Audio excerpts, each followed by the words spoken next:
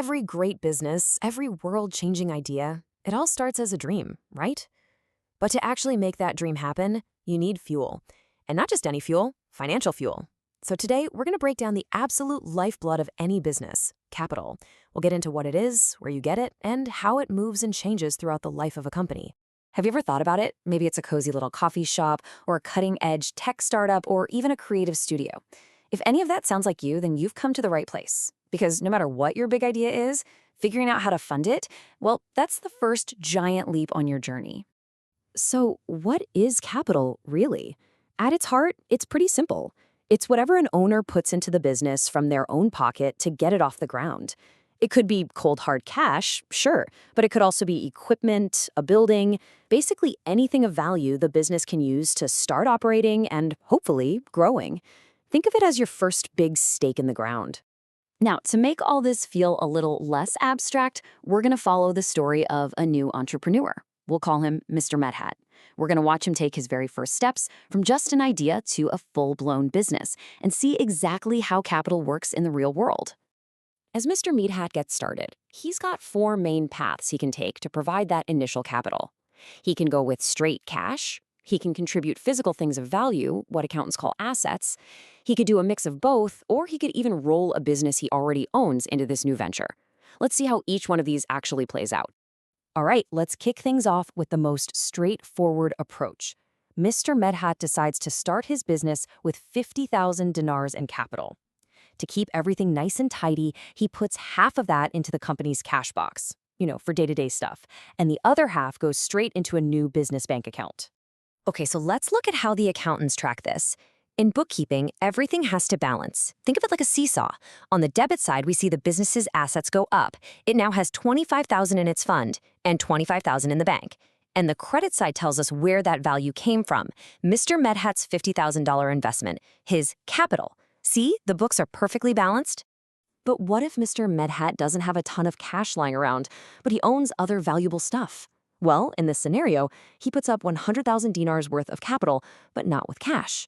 Instead, he contributes physical assets, some land, a couple of cars, and some goods for the business to sell. The logic here is exactly the same, you'll see. On the debit side, the business now officially owns that land, those cars, and those goods. These are its brand new assets. And over on the credit side, we see that the total value of all that stuff, 100,000 dinars, is credited to Mr. Medhat's capital account. Once again, everything's in perfect balance. Now, let's talk about what's probably the most common situation, a mix of both.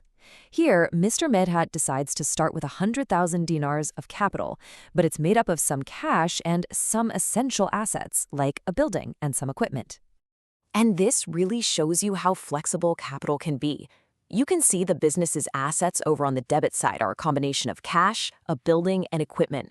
You add it all up, and that total of 100,000 is perfectly balanced by the credit to the capital account on the other side. Okay, for our last startup scenario, Mr. Medhat decides to go big. Instead of building something totally from scratch, he contributes his entire existing small business as his capital for a new, larger company. And this is interesting because it includes not just its assets, like cars and furniture, but also its liabilities, which is just a fancy word for its debts. So the key question here is, what's his actual capital contribution? First, we add up all the assets. That's the physical stuff like cars and furniture, plus the money owed to the business by its customers. Those are the debtors. That all comes out to 49,000 dinars. But the new company also has to take on the old company's debts, the money it owes suppliers or creditors. So his real capital contribution is the total assets minus that debt, which gives us a net investment of 47,000 dinars. So Mr. Medhat's business is a hit. It's successful. But, success brings new challenges and new opportunities. The business is growing, and to keep that momentum going, it needs a fresh injection of capital. This is the next chapter in our story, the growth spurt. So why would you increase capital? Honestly, it's usually a fantastic sign. It means the business needs to buy more inventory, or open a new branch, or hire more people. Maybe you're even bringing in a new partner. It's all about adding more fuel to a fire that's already burning bright. To fund his company's expansion, Mr. Medhat decides he's going to boost his capital by putting in an extra 15,000 dinars. He puts some of it in as cash and deposits the rest as a check right into the company's bank account. And by now, the accounting for this should look pretty familiar. It's exactly the same as his very first investment. The business's cash assets go up by $15,000 on the debit side, and Mr. Medhead's capital account, his ownership stake, goes up by that same amount on the credit side. Simple, direct, and really powerful for growth. Okay, now this might sound a little strange at first, but sometimes the smartest thing a business owner can do is actually reduce their capital. And this isn't always a bad sign, not at all.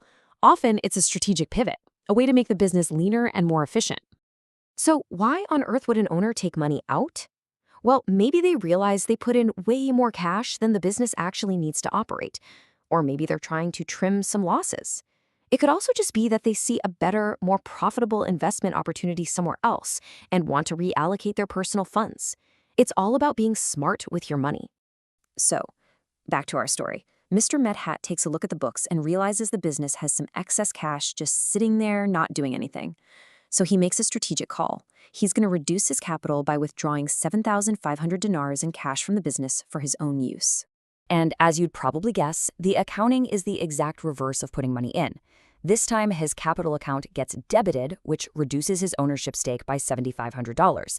And to keep things balanced, the business's cash fund is credited, showing that $7,500 in assets has left the company. That seesaw always has to be level. So there we have it. We've followed Mr. Medhat from the very beginning all the way through a growth spurt and even a strategic reduction. We've pretty much seen the entire life cycle of capital in action. Let's just zoom out for a second and look at the big picture. If you take away just one thing today, let it be this. Capital isn't some static number on a page. It's a living, breathing, dynamic tool. It's the foundation you build your dream on, it's the fuel you pour on the fire to grow, and it's a lever you can pull to adapt your strategy when things change. For any entrepreneur, getting a handle on these movements isn't just about accounting, it's about understanding the very heart of your business. We saw how Mr. Medhat took his vision and turned it into a real, structured business, all by understanding how capital works. So now that you've seen the financial engine up close, what's the first step you're going to take to fuel your big idea?